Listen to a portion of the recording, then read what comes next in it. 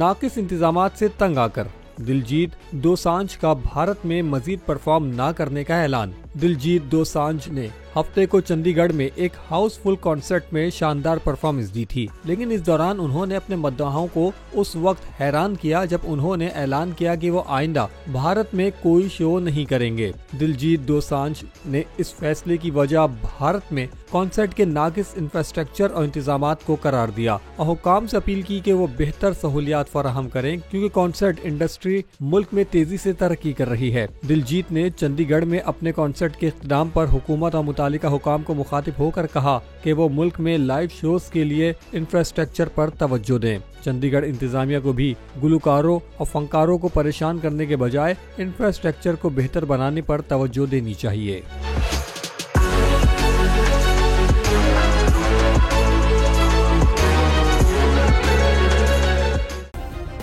Subscribe करें और bell दबाएं ताकि कोई खबर रह न जाए।